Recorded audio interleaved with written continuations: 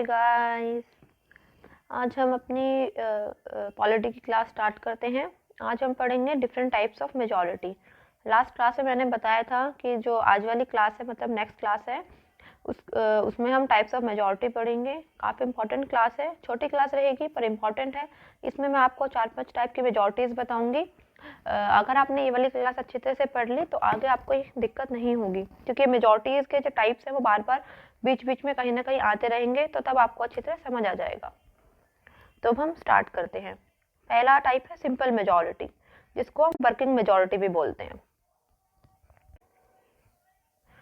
तो simple majority क्या होती है? Majority of members present and voting, मतलब सदन के वो मेंबर्स, किसी भी हाउस के, लोकसभा या राज्यसभा के वो वाले मेंबर्स जो उस समय प्रेजेंट हैं और जो वोट करना चाहते हैं। ठीक है, ज़रूरी नहीं है कि हर मेंबर जो है वो वोट करना चाहेगा बिल को लेके। तो सिंपल मेजॉरिटी में आता है वो वाले मेंबर जो प्रेजेंट हैं और जो वोट करना चाहते हैं। मान लीजिए लोकसभा की बात करते हैं। लोकसभा की स्ट्रेंथ है 245, मैक्सिमम 252 होती है, पर इलेक्शन जो होते हैं वो 245 से फिक्स की गई है अभी। उस समय लोकसभा में मौजूद है हमारे 200 मेंबर्स। ठीक है, प्रेजेंट है 200 मेंबर्स, उनमें भी सिर्फ वोट करना चाहते हैं सिर्फ 100। तो इसमें मेजोरिटी किसकी देखी जाएगी? सिर्फ 100 की। जो मेंबर्स प्रेजेंट हैं और जो वोट करना चाहते हैं, 200 जो मेंबर हैं वो प्रेजेंट है, उन 200 में से भी सिर्फ 100 वोट करना चाहते हैं। तो मेजोरिटी हम 100 मेंबर्स की देखेंगे। तो कितनी आ जाएगी मेजोरिटी? 100/2 +1। तो ये कितनी आ जाएगी? 100/2 हो गया 50 + 1, तो 51 मेंबर्स। ठीक है, समझ आ गया कि जो मेंबर प्रेजेंट है और जो सिर्फ वोट करना चाहते हैं। तो हमने देखा था कि सिर्फ 100 मेंबर जो है वो वोट करना चाहते हैं, तो मेजोरिटी हम सिर्फ 100 मेंबर्स की लेंगे। 100/2 + 1, मेजोरिटी में क्या होता है? 50% से एक ज़्यादा, तो 100/2 50 + 1, तो 51 मेंबर्स जो है उनकी मेंबर जो है वो बिल, पर्टिकुलर बिल पास करना चाहिए। सिंपल मेजोरिटी में होता है members present and voting. I hope समझ आ गया होगा। तो हम देखते हैं कि संविधान के कौन कौन से आर्टिकल्स हैं, कौन कौन से प्रोविजन हैं जो सिंपल मेजोरिटी से पास होते हैं, क्योंकि सारे प्रोविजन जो सिंपल मेजोरिटी से पास नहीं होंगे, कुछ कुछ पास होंगे। तो आर्टिकल 2, आर्टिकल 3 ये मैं पहली क्लास में आपको आराम से बता चुकी हूँ।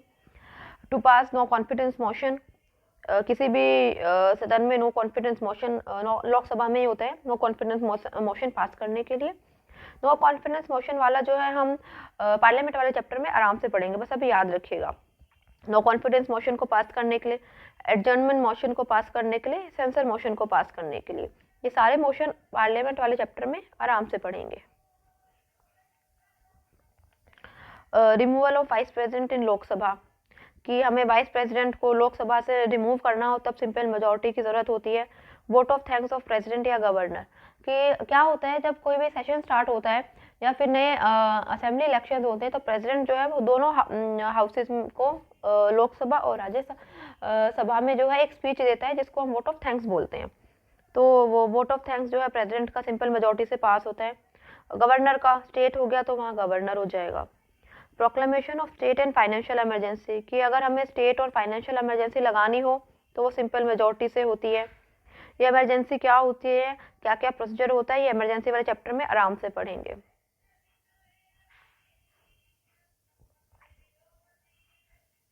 ठीक है, तो समझ आ गया सिंपल मेजोरिटी में क्या होता है और कहाँ कहाँ ये यूज होती है। एक और है इसमें proclamation of state and financial emergency, और एक लिख लीजिएगा रिवोक ऑफ नेशनल इमरजेंसी, कि स्टेट और फाइनेंशियल इमरजेंसी जब लगाते हैं तब सिंपल मेजोरिटी होती है। और हम जब revoking of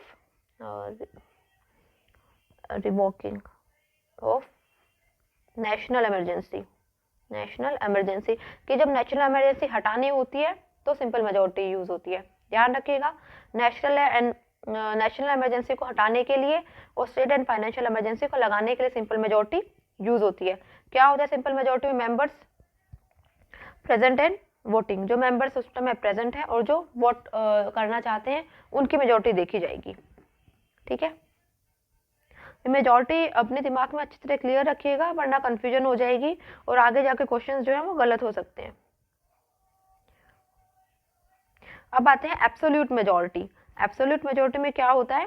majority of total strength of the house, की सदन की जो भी स्ट्रेंथ है उसकी जो मेजोरिटी होगी। मान लीजिए लोकसभा है लोकसभा जो है उसकी स्ट्रेंथ है 245। तो इस वाली मेजोरिटी में हम 245 जो है 245 के 45 की मेजोरिटी हम देखेंगे। 245/2 जो भी आएगा +1 कर देंगे। ठीक है, तो कितना आएगा, जैसे कितना हो गया, ये 123 हो गया।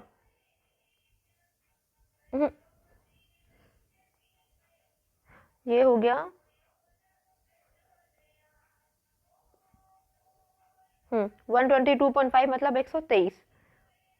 ठीक है, तो एब्सोल्यूट में क्या होता है, जो सदन की जो भी स्ट्रेंथ है, टोटल स्ट्रेंथ है, उसकी मेजोरिटी देखेंगे लोकसभा की, जैसे हमने देख लिया। ठीक है, और कहाँ कहाँ यूज होती है, use in election for the party to prove majority. Of course ये बात है, हम जब देखते हैं कि जब हमारे लोकसभा के इलेक्शंस होते हैं तो हम देखते हैं ना कि बहुमत चाहिए, बहुमत चाहिए, तो वो बहुमत किसकी चाहिए होती है, लोकसभा की ही चाहिए होती है। 245 की बहुमत चाहिए होती है। ठीक है, बहुमत मतलब 50% +1।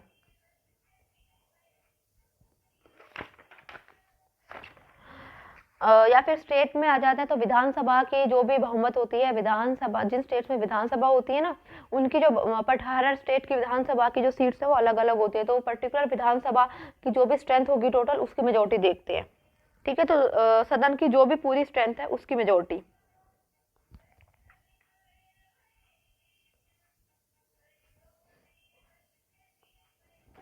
अब हम देखते हैं स्पेशल मेजोरिटी। ठीक है, स्पेशल मेजोरिटी में भी 2-3 टाइप होते हैं, एक एक करके एक सारे सारे टाइप देखेंगे।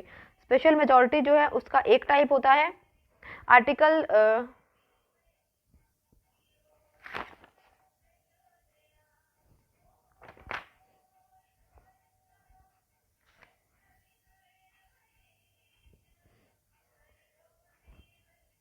स्पेशल मेजोरिटी के 4 टाइप्स होते हैं।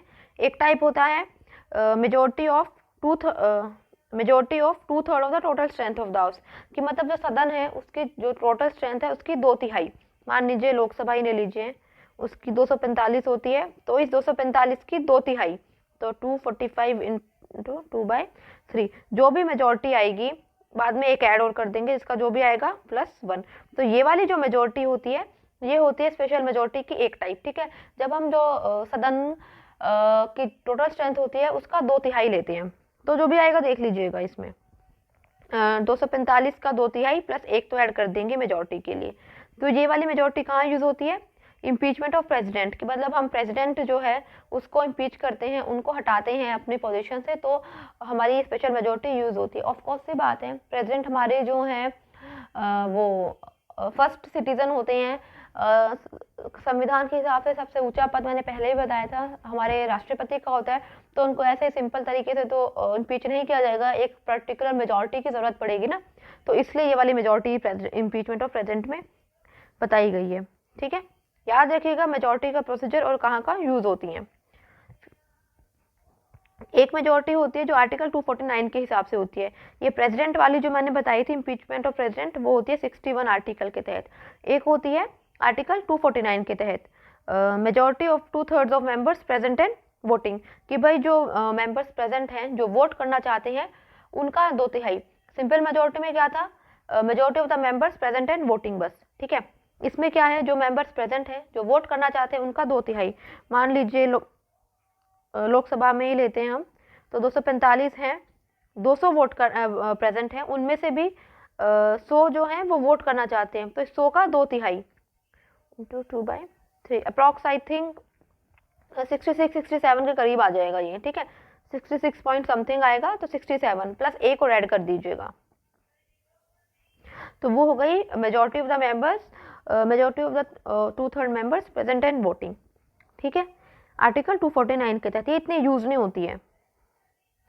आर्टिकल 368 बहुत इंपॉर्टेंट है, लास्ट क्लास में मैंने बताया था आर्टिकल 368 के तहत हम अपने संविधान को कैसे संशोधन कर सकते हैं, संविधान में कैसे संशोधन ला सकते हैं, तो उसके बेसिस पे 2 मेजोरिटी बताई थी मैंने। ठीक है, एक तो होता है absolute majority +2/3 of the member present and voting. ठीक है, वही कॉन्स्टिट्यूशनल अमेंडमेंट में चाहिए होती है कि संविधान में संशोधन करना, वो चाहिए होती है। नेशनल इमरजेंसी लगानी हो तो चाहिए होती है। सुप्रीम कोर्ट और हाई कोर्ट के जजेस को रिमूव करना तो चाहिए होती है। नेशनल इमरजेंसी हटाने के लिए सिंपल मेजॉरिटी की ज़रूरत होती है, पर नेशनल इमरजेंसी लगाने के लिए ये वाली आर्टिकल 368 के तहत जो इमरजेंसी है absolute majority plus 2/3 of member present and voting. जैसे मैं बताती हूँ, एब्सोल्यूट मेजॉरिटी में पहले क्या आएगा कि भाई 245 है लोकसभा में, लोकसभा के का एग्जाम्पल लेते हैं, 245 है तो 245 की मेजॉरिटी कितनी आ जाएगी, 245/2, तो ये आ जाएगी 122.5, तो 123, एक ये आ गई 123 plus 2/3 of member present and voting. तो हमारा लोकसभा में 245 की एब्सोल्यूट मेजोरिटी आ गई 123, और 2/3 अब इसका देखेंगे लोकसभा का 2/3 प्रेजेंट एंड वोटिंग। मान लीजिए भाई प्रेजेंट 200 है, वोट करना चाहते हैं 100, तो इस 100 का 2/3, तो 100 इंटू इस 100 का जो है 2/3 कितना हो जाएगा,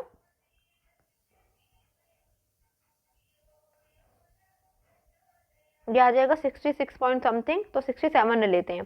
ठीक है, एब्सोल्यूट मेजोरिटी कितनी आई थी 123, और 2/3 of member present and voting कितनी आई है 67, तो इन दोनों को मिला के जो भी मेजोरिटी आएगी 123 प्लस 67।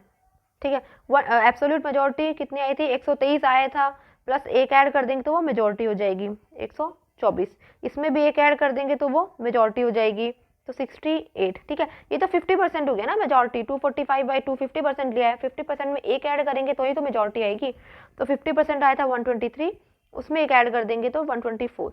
अब majority of 2/3 of member present and voting, तो एग्जाम्पल से मैं बताया था कि 2/3 कितने हो जाएंगे 66.66, मतलब अप्रॉक्स 67, उसकी मेजोरिटी कितनी हो जाएगी, एक और ऐड करेंगे 68, तो टोटल मेजोरिटी कितनी हो जाएगी 124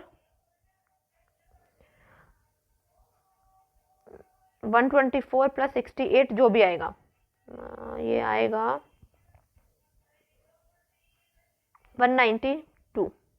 ठीक है, सदन के 192 मेंबर्स या फिर जो भी, मतलब ये तो मैंने हाइपोथेटिकल सिचुएशन बताई है, एग्जांपल लेके बताया, तो ऐसे हम देखते हैं कि पहले सदन की एब्सोल्यूट मेजॉरिटी निकालेंगे, जैसे मान लीजिए लोकसभा का ही है 245 है, तो एब्सोल्यूट मेजॉरिटी निकालेंगे 245 की 245/2 प्लस 1।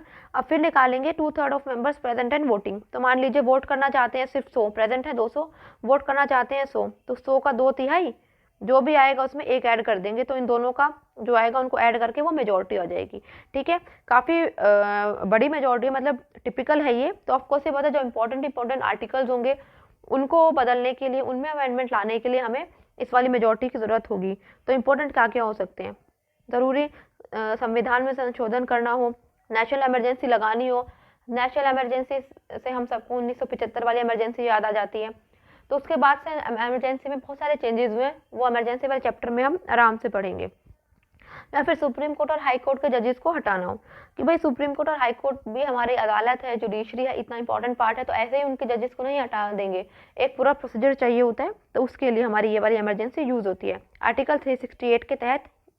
ठीक है, एक आर्टिकल 368 के तहत दूसरी होती है absolute majority plus 2/3 of member present and voting, ये ऊपर देख लिया, प्लस 50% ऑफ स्टेट रेटिफिकेशन, और जो स्टेट का रेटिफिकेशन चाहिए होगा वो सिंपल मेजोरिटी से चाहिए होगा। ये वाला लास्ट क्लास में पढ़ा था मैंने कि जब हमारे संविधान के फेडरल स्ट्रक्चर को चेंज करना होता है, जब डिस्ट्रीब्यूशन ऑफ पावर्स जो है वो चेंज करनी होती है, तब ये वाली मेजोरिटी यूज होती है। ऑफकोर्स ये बात है, डिस्ट्रीब्यूशन ऑफ पावर्स का क्या मतलब होता है कि सेंटर और स्टेट में बटी हुई है पावर, कि तुम ये वाली पावर तुम्हारे पास है, इन वाले सब्जेक्ट्स पे तुम बिल लॉ बनाओगे, इन वाले सब्जेक्ट्स पे स्टेट लॉ बनाएगी।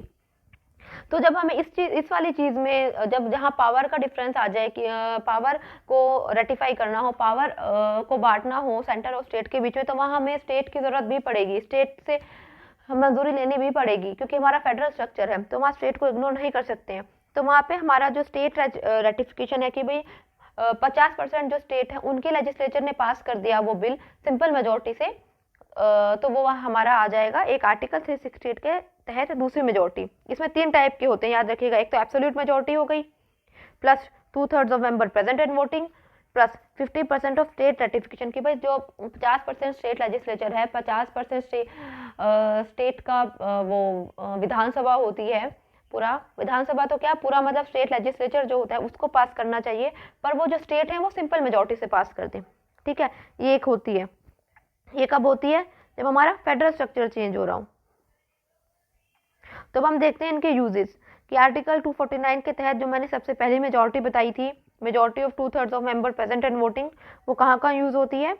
To pass the RS resolution to empower the parliament to make laws in state list, कि भाई जब हमें राज्यसभा में रिजोल्यूशन पास करना होता है कि भाई वो वाला रिजोल्यूशन जिससे पार्लियामेंट को पावर मिल जाती है कि वो स्टेट लिस्ट के कुछ लॉज को अमेंड कर सके या एम्पावर या फिर स्टेट लिस्ट के कुछ लॉज उनको बना सके। यूजुअली क्या होता है, स्टेट लिस्ट के जो सब्जेक्ट होते हैं उन पे राज्य सरकार जो है वो कानून बनाती है, सेंट्रल लिस्ट में होते हैं उन पे केंद्र सरकार बनाती है। पर कभी कभी क्या होता है, कुछ जरूरी स्टेट लिस्ट में मुद्दे होते हैं जिन पे हमारे केंद्र पार्लियामेंट जो है वो सरकार वो रूल जो है वो बना सकती है। तो उस वाले सब्जेक्ट को जो है पहले राज्यसभा से पास करना पड़ेगा। तो वह राज्यसभा से पास कैसे होगा? Majority of the members present, majority of the 2/3 members present and voting. ठीक है। आर्टिकल 368 के तहत एक थी, वही हमने पढ़ लिया था, ये तो मैंने आपको पहले ही बता दिया था कहाँ कहाँ यूज होती है। एंड आर्टिकल 61 के तहत मैंने बता दिया था प्रेसिडेंट का इम्पीचमेंट की भाई स्पेशल मेजॉरिटी होती है, majority of majority of 2/3 of total strength of the house, total strength of house को, दोनों हाउस, मतलब लोकसभा में पास हो रहा है तो लोकसभा का 2/3 पूरी स्ट्रेंथ का, राज्यसभा में पास हो रहा है तो राज्यसभा का 2/3। माफ कीजिएगा एक गलती हो गई, लोकसभा राज्यसभा की जो सीट होती है वो होती है 245, सॉरी लोकसभा की जो होती है वो 545 या फिर आई थिंक 552 कुछ इतनी होती है, 552 या 545। ठीक है, एक मिस्टेक हो गई, बहुत बड़ी मिस्टेक है, सही कर लीजिएगा। राज्यसभा की जो सीटें होती हैं वो होती हैं 245, लोकसभा की सीटें होती हैं वो होती हैं 545। 552 फिक्स की गई है कि भाई ये मैक्सिमम होंगी। इलेक्शंस जो होते हैं वो 545 पे होते हैं। ठीक है, ये थोड़ी मिस्टेक हो गई है, शायद लास्ट वाली वीडियो में भी हो गई थी, इस वाली वीडियो में भी मेरे से हो गई है, तो ये अपनी सही कर लीजिएगा। सीटों का बंटवारा लोकसभा, दोबारा बता देती हूँ, जो 245 सीटें होती हैं वो राज्यसभा की होती हैं, और लोकसभा में जिन सीटों पे इलेक्शन होता है, जितनी सीटों पे वो होती है 545। यूँ तो 552 फिक्स की गई है, पर इलेक्शन 545 पे ही होता है।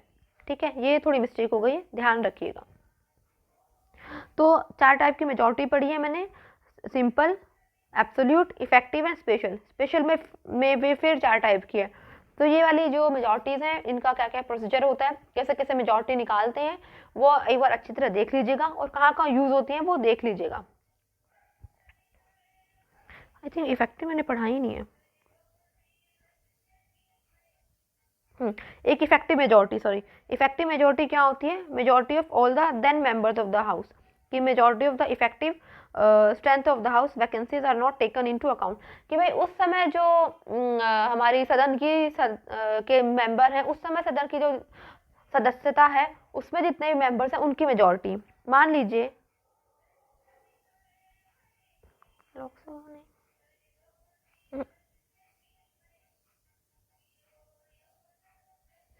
यहाँ लोकसभा नहीं है, यहाँ राज्यसभा ही आएगा, ये गलती से लिखा हुआ है।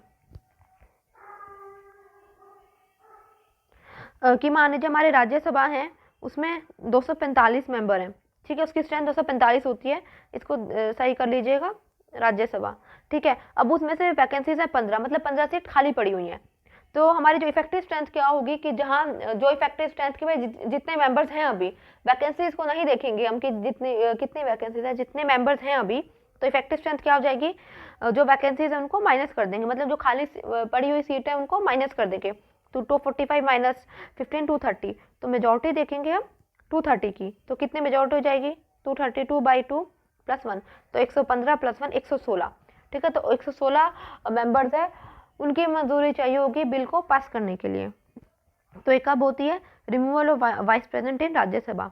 ठीक है, और removal of vice president in Rajya Sabha, मतलब वाइस प्रेसिडेंट जो होता है वो चेयरमैन होता है राज्यसभा का, तो इनको निकालने के लिए रिमूवल ऑफ डिप्टी चेयरमैन इन राज्यसभा, कि अगर हम राज्यसभा के डिप्टी चेयरमैन को रिमूव करते हैं तो तब भी इफेक्टिव मेजॉरिटी चाहिए होती है। Removal of speaker and deputy speaker in Lok Sabha, कि भाई लोकसभा के जो स्पीकर और डिप्टी स्पीकर होते हैं उनको रिमूव करने के लिए इफेक्टिव मेजॉरिटी चाहिए होती है। और हमारे स्टेट में क्या एंड हमने देखा था कि लोकसभा में के लोकसभा के स्पीकर और डिप्टी स्पीकर को निकालना हो, रिमूव करना हो, राज्यसभा के चेयरमैन एंड वाइस चेयरमैन को रिमूव करना हो, तो हम इफेक्टिव मेजॉरिटी देखते हैं। वैसे ही स्टेट में भी है, अगर स्टेट में जहाँ विधानसभा है, जो जितनी भी विधानसभा है उनके अगर स्पीकर और डिप्टी स्पीकर को निकालना हो तो इफेक्टिव मेजॉरिटी देखेंगे उस विधानसभा की। और जहाँ जहाँ विधान परिषद है वहाँ के विधान परिषद के चेयरमैन और वाइस चेयरमैन को रिमूव करना तो इफेक्टिव मेजॉरिटी आएगी। ठीक है, याद कीजिएगा कि राज्यसभा वाइस प्रेसिडेंट को अगर हमें लोकसभा से रिमूव करना हो, कि लोकसभा से रिमूव करना तो सिंपल मेजॉरिटी होती है, पर हाँ उनको राज्यसभा से रिमूव करना हो तो इफेक्टिव मेजॉरिटी। वाइस प्रेसिडेंट जो होते हैं वो हमारे राज्यसभा के चेयरमैन होते हैं। ठीक है, तो इफेक्टिव मेजॉरिटी में क्या होता है, हम वैकेंसीज नहीं देखते हैं, जितनी भी स्ट्रेंथ है अभी इफेक्टिव स्ट्रेंथ है कि भाई सिर्फ वो देखेंगे, वैकेंसीज माइनस करके जो भी मेजॉरिटी आएगी वो वाली हम देखते हैं। तो यहाँ पे लोकसभा नहीं, दोबारा बता रही हूँ, राज्यसभा ही।